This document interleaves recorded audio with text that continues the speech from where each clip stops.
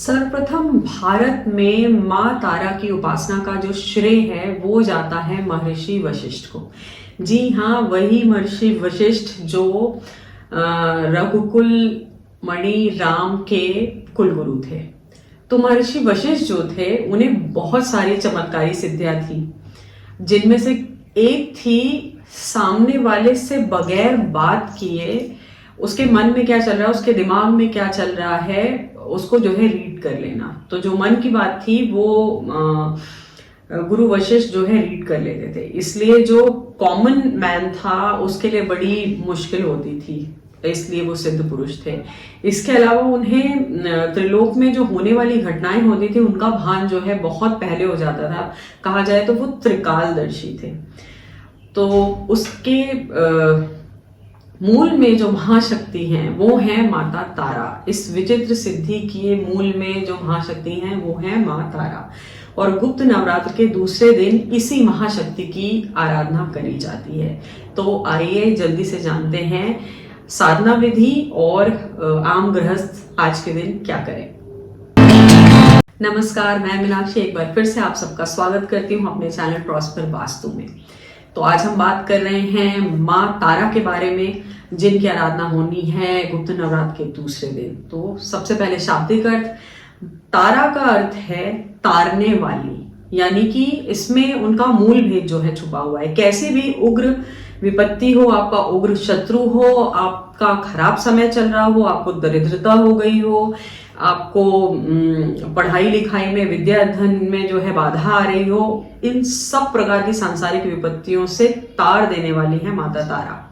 अब इनके 3 रूप हैं, जिनमें तांत्रिक रूप में सबसे ज्यादा जो प्रचलित है वो है उग्र तारा का। उग्र तारा प्रचंड शक्ति है, माँ का उग्र रूप है, और अब अगर जब जिन साधकों को वो सिद्ध हो जाती हैं उनके लिए कहीं कोई जो है शत्रु खड़ा नहीं हो सकता, उसके मार्ग में कोई जो है बाधा नहीं आ सकती। सांसारिक जितने भी विघ्न हैं वो सब उस साधक को परेशान नहीं कर सकते, क्योंकि महातारा जो माँ उग्र तारा है वो अपने साधक की रक्षा विभिन्न साधनों से हर प्रकार से जो है करती है। तो तांत्रोक्त स्वरूप में माँ उग्र तारा की जो उपासना है वो बहुत सर्व प्रचलित है। उसकी कुछ विधियां हैं खास, जिनमें से कि बेसिक हम इस वीडियो में जो है आगे बताएंगे। इसके बाद आती है माता नील सरस्वती। ये भी माँ तारा का ही एक रूप है। शरीर का वर्ण नीला होने के कारण इनको जो है नील सरस्वती बोला जाता है। तो माँ का एक जो है राजस रूप है। अगर विद्या अध्ययन की किसी भी प्रकार की परेशानी है, और अगर आपको धन की किसी भी रूप की परेशानी है, तो इस रूप में माँ नील सरस्वती के रूप में जो साधक हैं वो माता की आराधना करते हैं, साधना करते हैं, और ये सिद्ध हो जाने पर उन्हें धन का कोई अभाव नहीं रहता। इसमें एक जो बहुत बड़े लेवल के साधक हैं, इसमें गुरु वशिष्ठ की ही तंत्र पद्धति से निकली हुई नील सरस्वती की एक पूजा होती है। उसमें आज के दिन भी ऐसे बहुत सारे साधक हैं, स्पेशली बनारस में, तिब्बत में, नेपाल बॉर्डर्स पे, और साउथ इंडिया में भी जो है कुछ बहुत अच्छे जानने वाले हैं जिन्होंने इस पद्धति से माता की कृपा को जो है प्राप्त करा, सिद्धि प्राप्त करी। वो खुद कहीं बाहर नहीं जाते सांसारिक कामों के लिए, यूजुअली जॉब करने, क्लाइंट ढूंढने कहीं बाहर नहीं जाते, लोग उनके पास जो है आते हैं। और आपको ये जानकर बहुत हैरानी होगी कि उन्हें हर दिन कुछ धनराशि मिल जाती है, खुद से ही स्वतः मिल जाती है। इसके मूल में जो है हिरण्य साधना होती है, जो माँ नील सरस्वती से जुड़ी हुई है। हिरण्य का मतलब लेमैन लैंग्वेज में मैं बता दे रही हूँ, सोना होता है, सोने को जो है बोला जाता है। तो अ चंक ऑफ गोल्ड जो साधक साधना सिद्ध होने पर माता से जो इच्छा करता है वो उन्हें एवरीडे माता जो है प्रोवाइड कर देती हैं, और उसके द्वारा ही उनके घर का और बाकी जितनी भी सांसारिक चीजें हैं उनका खर्च चल रहा होता है, उनके बच्चे पढ़ रहे होते हैं, बाकी सारे साधन पूरे हो रहे होते हैं इस साधना के बाद। वो लोग खुद कहीं जो है कोई साधन करने नहीं जाते, सिर्फ एक स्पष्ट निर्देश होता है कि आप दूसरे लोगों को जो है हेल्प करें, जो आपके पास ठीक ठाक ऑथेंटिक चीजें लेकर के आ रहे हैं, आप उन लोगों की मदद कर दीजिए, केवल इतना ही, सिर्फ ये। तो माता नील सरस्वती की भी जो उपासना है वो भी बहुत सारे साधक जो है करते हैं। आज के दिन भी भारत में इसके प्रमाणिक जानने वाले हैं। और कभी भी किसी को खास तौर पे साधना की दुनिया में किसी को देख करके उसकी साधना का अंदाजा मत लगा लीजिएगा, क्योंकि ये मां नील सरस्वती से हिरण्य प्राप्त करने वाले ऐसे साधक हैं, बनारस में ही ऐसे साधक हैं जिन्हें देख करके आप अंदाजा भी नहीं लगा सकते कि इन्हें डेली गोल्ड चंक्स जो है मिलते होंगे। आपको लगेगा शायद इन्होंने पैसे भी ना देखे हों। ऐसे ऐसे साधक जो है पड़े हुए हैं, वो उन्हें भलाई के कामों में और अपनी जो सांसारिक जरूरतें होती हैं केवल उतना मात्र उसमें से लेते हैं, बाकी सब जन कल्याण में लगा देते हैं, साधकों के खर्चे पर जो है लगा देते हैं, साधना क्रिया की जो वस्तुएं हैं उनमें जो है लगा देते हैं। तो ऐसे बहुत सारे साधकों से अभी भी हिंदुस्तान खाली नहीं हुआ है। अब जो माता तारा का जो तीसरा रूप है उसका नाम है एक जटा। एक जटा क्यों है? क्योंकि माता के जो बाल हैं वो बहुत बड़े हैं, 4 भुजी माता है, लेकिन उनका रखरखाव ना करने के कारण वो सारे के सारे बाल एक ही जटा में परिवर्तित हो गए हैं। तो माँ का जो तीसरा रूप है वो जो है रक्षा के कार्यों के लिए लोग जो है प्रयोग करते हैं। अगर आप सरकारी अधिकारी हैं, अगर आप नेता हैं, अगर आप ब्यूरोक्रेट हैं, आप इस तरीके के पब्लिक डीलिंग की किसी बड़े काम में हैं जिसमें जनता आपकी तरफ आकृष्ट होती रहे, तो माँ एक तारा की जो साधना है वो आपको बहुत फलदायी रहेगी। अब बात कर लेते हैं गृहस्थों की, क्योंकि माँ तारा उग्र शक्ति है और शक्ति का उग्र रूप है। तो गृहस्थों के लिए किसी खास परिस्थिति को छोड़ के इनकी साधना का जो विधान है वो एक्चुअली नहीं है। लेकिन अगर आप एज अ गृहस्थ आपकी इच्छा है, आप गुप्त नवरात्र कर रहे हैं, तो माँ तारा की जो फोटो है उसको जो है आप स्थापित कीजिए। लाल या सफेद रंग के कपड़े पर आप अक्षत जो है इस पूजा में जरूर यूज करिए, ढेरी बनाइए, कलश पूजन कीजिए। उसके ऊपर जो है आप जो है दीपक रख सकते हैं। दीपक जो है कोशिश करें कि जो है तेल का हो, चमेली के तेल का हो तो बहुत जो है उत्तम है। माँ तारा का जो आराधन है, चाहे आप तांत्रिक आराधन कर रहे हैं, चाहे आप एज अ गृहस्थ उनकी पूजा कर रहे हैं, उसमें कोशिश ये करें कि सिले हुए वस्त्र को उपयोग ना करें। तो पुरुषों के लिए धोती बहुत जो है शास्त्र सम्मत भी है और बहुत इजी भी है। अगर आपको धोती लपेटना नहीं आती है पूरी बांधनी, तो आप सिंपल उसको जो है टॉवल की तरीके से लपेट करके भी बैठ जाइए। वस्त्र सिला हुआ नहीं होना चाहिए, क्योंकि माँ तारा का जो ऊपरी भाग है उसको आप जो है पिक्चर में देखेंगे तो उस पर कोई जो है वस्त्र नहीं है। वो बागंबर, केवल उनके तन पे एक बागंबर पड़ा हुआ है, वो केवल बागंबर धारती हैं। तो पुरुषों से तो ये विशेष प्रार्थना है कि वो अपने ऊपरी बॉडी पार्ट को निर्वस्त्र ही रखें। उससे जो यंत्र की जो एनर्जी है, जो मंत्र की जो एनर्जी है और महातारा की जो एनर्जी है, वो आपका जो हृदय चक्र है, वो सेक्रल सीट जो आपकी है, वो दोनों चक्र आपके जो है अच्छे से जो है ले पाएंगे उस एनर्जी को। बहुत एनर्जाइज आप जो है फील करेंगे। अब सबसे पहले मैं गृहस्थ लोगों के लिए बताती हूँ। आज के दिन माँ तारा की उपासना, माँ तारा का जो मंत्र है उसका जो है आप जाप कर सकते हैं। मंत्र और यंत्र दोनों ही मैं जो है स्क्रीन पर दे रही हूँ। तो मंत्र इस प्रकार है, ओम ह्रीं स्त्रीं हुंग फट एंग ओम ह्रीं क्रीं हुंग फट। अब ये जो मंत्र है ये मैंने जो है बताया पहले, इसके बारे में भी बहुत इंटरेस्टिंग कहानी है जो मैं जरूर आप लोग से शेयर करना चाहूंगी।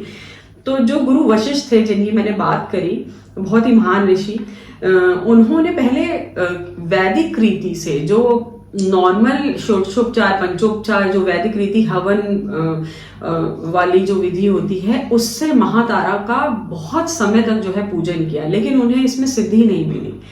फिर वो बहुत फ्रस्ट्रेट हो गए कि मैंने इतना करा लेकिन फिर भी जो है माँ तारा की सिद्धि मुझे क्यों नहीं हो रही है, माँ तारा का दर्शन नहीं हुआ, उनसे कोई वरदान नहीं आया। तब ऐसे प्रकट रूप में जो है सिद्धियां हुआ करती थी।